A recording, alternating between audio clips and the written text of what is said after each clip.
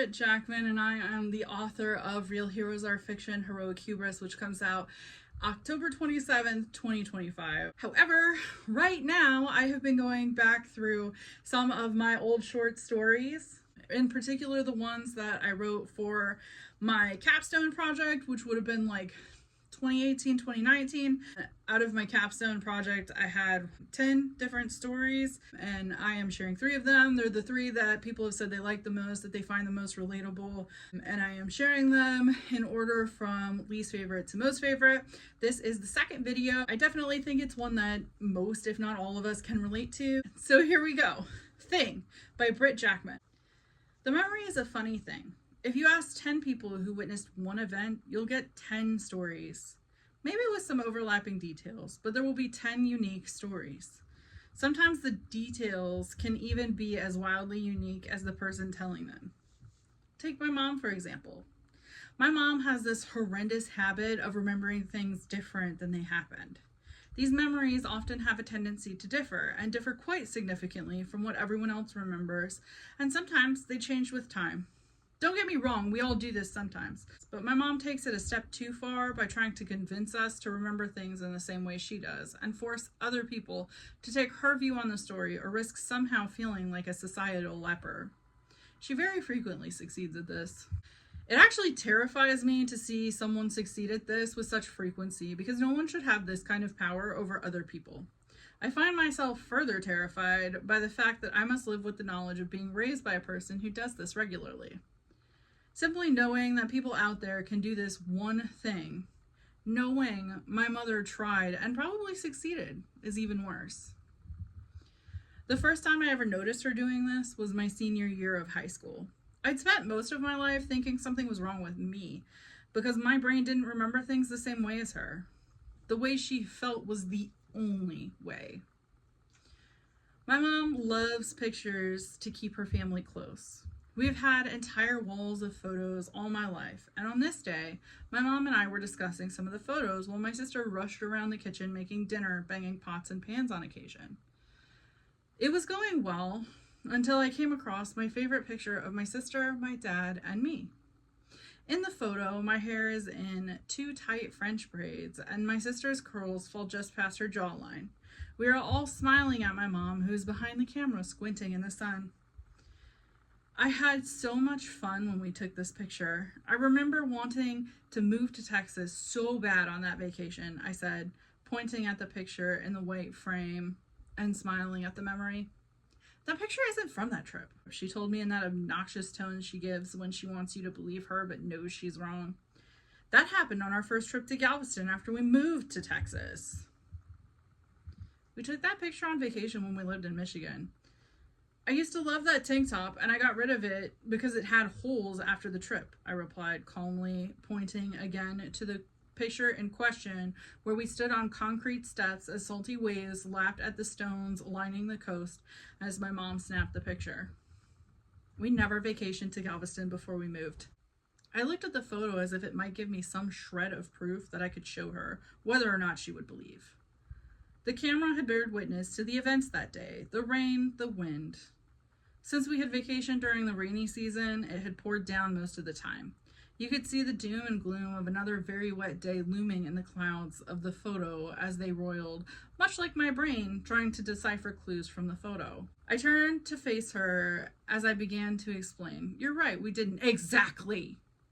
But we did visit Galveston when we left Aunt Sharon's when we came to Texas. We had dinner at that awful Madam Something or Others in Austin. Then we headed to Galveston the next day after the rain had cleared, I explained, adding a cringe for effect as I talked about the restaurant. And it rained so hard the one day that the steps to the shed in Aunt Sharon's yard looked like a teeny tiny waterfall. We left her house and headed to the coast. The weather was clear until we got there. I love the rain, and that day was cemented in my head because the magic of the rain and the smell of the ocean made a very depressed younger me feel just a little bit better as it mingled with the smell of salt and sand as they gently blew across our faces. I remember thinking that this must be what heaven was like. The salty, rainy smell of the Gulf that day, as the sound of the waves soothed my soul, changed me. That picture always takes me back to that feeling, which is why I find myself so confident in something as faulty as memory when it comes to that day. Mom interrupted my thoughts by adding, "Yeah, and then the wind got so bad we were sandblasted and had to hide in some little shop. That was after we moved," I said flatly, keeping my emotions at bay, refusing to let her ruin such an important memory with that painful day. Every second of this conversation was frustrating me more, so I looked away from my mom, taking in the smell of my sister's cooking as I looked more closely at the photo, remembering that it was taken on a digital camera in 2006 or 2007, and there might be a date stamp. We moved in 2008 and had visited Galveston countless times since then, but this image was not on one of those trips, and there was no convincing me otherwise. As I stared, I noticed another photo out of the corner of my eye from a different trip taken in Galveston on the wall collage. It was one from the day my mom had mentioned, where the sand literally blasted us and got in our hair and our eyes and tore up our skin. We rushed back to the hotel so that my mom and sister and I could all clean our contacts, but we had to hide out in a shop until the wind died down. That day taught me a lesson. Even heaven can become hell when you're not prepared.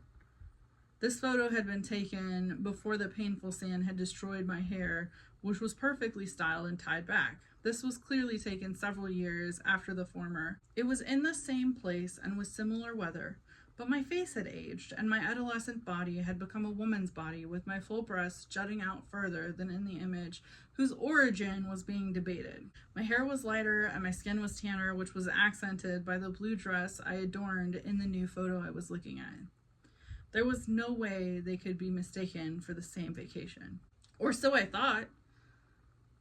"This picture is from the sandblasting trip," I told her, pointing to the one where I had grown. "They were on the same trip, I'm telling you," my mom argued, refusing to even acknowledge the physical changes between the photos. The smell of my sister's cooking was making me hungry, and the hungrier I got, the less I could have a civilized conversation about this. "Mom," I started with a lot more attitude than I meant, "look at me. Look at how much older I look. We bought that blue dress after we moved. Those necklaces weren't in fashion before we moved." My mom's face told me all I needed to know. She was questioning herself. I have always been into fashion. When I was in high school, I would ask to get fabric, patterns, and jewelry kits for my birthdays and Christmases to make the fashion items that we could not afford. My mom could not argue with my knowledge of fashion without calling into question something which had been so fundamental to my identity at the time. "Ask your sister, Cass," she said, which was about as close to a concession as she would give me. "What's up?" Cass asked, exiting the kitchen where dinner was being made to the living room where Mom and I were. "This photo was after we moved to Texas, right?" my mom steered my sister. Cass wiped her thick hands on the apron I had made for her and looked closely at the picture. I could tell she was assessing what she would say to Mom more than the photo. Cass always wanted us to keep the peace and tried to help it along as much as she could. "I think it might have been, but I'm not really sure," my sister answered as I discovered the date stamp at the bottom of the photo. "Look," I said, pointing. "There's a date stamp on the bottom, April 2006. My mom was trying to concoct an excuse for not remembering correctly.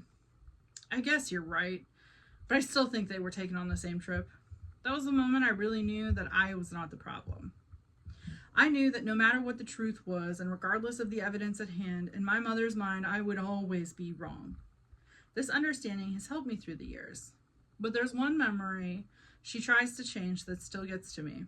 I've been fighting against it for years, and she tried this tactic when my boyfriend, now of 2 years, and I were still getting to know each other. But he, like me, is not very good at being convinced of things without proof. And that's part of the reason my mom gets angry with me. I refuse to let her suck me into her unwitting lie, and she's starting to become frustrated with my boyfriend for being the same way. But the first time she ever tried this tactic with him, and certainly not the last, was on her birthday a year and a half ago. We were finishing up my mom's birthday dinner when it happened. I hated bringing my boyfriend around my mom because of how she is, but this one night had been so nice right up to this point. We were sharing Mexican food, laughing and chuckling for most of the night, when we got to talking about my sister's kids and how one liked the pacifier and the other did not. My mom decided it was high time to start in on her favorite story. I think she tells it because it's an easy way to bring people over to her view about me. She claims she likes to tell it because it's an important part of who I am. She uses it to define me and tries to get other people like my boyfriend on her side, disregarding the fact that I have changed since it happened. We were engaged with my sister about her kids, and I knew the story was coming when she said, "Did she tell you about her pacifier?" My boyfriend looked at her with the most confused look I have ever seen on his face and said, no. I later found out his confusion was because he was wondering how this conversation had gone from my niece and nephew to me. Eventually, he would adapt to these conversation shifts and brush off the absurdities that my mom likes to jump to. But this first instance confused him. You had to have been, what, like 11 or 12, my mom started? Over the years, I've gotten older in this story. The first time I remember hearing the story, I was about 12 and remembered the event clearly. Still do.